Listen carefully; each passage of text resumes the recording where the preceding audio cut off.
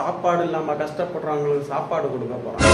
100 டேஸில் 1 மில்லியன் சேலஞ்சில் எனக்கு டே 42. ஒரு வேலை விஷயமா சீக்கிரமே எழுந்துட்டேன். அப்புறம் போர் அடிச்சது, ஏன்னா யூஸ்ஃபுல்லாக பண்ணலாம் யோசிச்சேன். ஜொமேட்டோ ஞாபகம் வந்துச்சு. ரொம்ப நாளைக்கு அப்புறம் இந்த டிஷர்ட்டை போடுறேன், ஒல்லியாகிட்டேன் போல. அப்புறம் ஆர்டர்ஸ் வந்துச்சு, டெலிவரி பண்ண ஸ்டார்ட் பண்ணிட்டேன். ரிட்டர்ன் ஆஃபர்னு ஒரு ஆர்டருக்கு மினிமம் 65 கொடுத்தான். நமக்கு லாபம் தான் ஒரு 4 ஆர்டர் டெலிவரி பண்ணேன். இந்த மாதிரி இடத்துல ஒரு வீடு வாங்கணும்னு சின்ன வயசுல கனவு இருந்துச்சு. இப்போ வீடு வாங்குறதே ஒரு கனவா இருக்கு. போக போக லாங் டிஸ்டன்ஸ் கொடுக்க ஸ்டார்ட் பண்ணிட்டான். ஸோ ஸ்டாப் பண்ணிட்டேன். 2 hours ஓட்டி இருப்பேன். டோட்டலா 375 ஏர்ன் பண்ணியிருக்கேன், டிப்ஸ் எல்லாம் சேர்த்து. இதுல பெட்ரோலுக்கு ஒரு 50 ரூபா போனா கூட 325 வந்திருக்கு. நானும் ஜாலி அக்கௌண்ட்டை பார்த்தா ஏதோ சார்ஜஸ் இந்த பேங்க்காரன் 230 ரூபா பிடிச்சி வச்சிருக்கான். அப்புறம் பேங்க் போய் கேட்டா கொஞ்ச நேரம் உட்கார வச்சு செக் பண்ணிட்டு இருந்தாங்க. அப்புறம் அண்ணனுக்கு ஒரு ஊத்தா போன்ற மாதிரி கஸ்டமர் கேர் கால் பண்ணுங்கன்னு ஒரு நம்பர் கொடுத்தாங்க. ஓ கஸ்டமர் கேர், அப்போ சரி ரொம்ப நன்றின்னு நான் வீட்டுக்கு வந்துட்டேன். 2 hour 8 hour நீங்க டெடிகேஷனா ஓட்டினா ஃபுட் டெலிவரி ஒரு நல்ல ஏர்னிங் பிளாட்ஃபார்ம் தான். நான் இன்னைக்கு 8 hours ஓட்டி இருந்தேன்னா மினிமம் 1.2K ஏர்ன் பண்ணிருப்பேன். என்ன பொறுத்த வரைக்கும் பசதி இருந்தா அப்புறம் சாப்பிடுற அடுத்த இட்லி என்னோடது தான். ஆனா இன்னைக்கு எனக்கு மூட் இல்ல. இதெல்லாம் ஒரு வேலையானு நிறைய பேர் கேட்டு பார்த்திருக்கேன். காசு விஷயத்துல பிரஸ்டீஜ் எல்லாம் பார்க்க கூடாது. நம்ம கவர்மெண்ட் இந்த 5 வருஷத்துல 1.5 லட்சம் பேருக்கு வேலை வாய்ப்பு ஏற்படுத்தி கொடுத்திருக்கு. அதுல 1 லட்சம் பேர் ஸ்விக்கி ஜொமேட்டோ தான் ஓட்டிட்டு இருக்காங்க. கேட்டா ஈவிக்கு சப்சிடி கொடுத்தோம்லன்றாங்க. எவனாச்சும் கேள்வி கேளுங்கடா இவனுங்களா.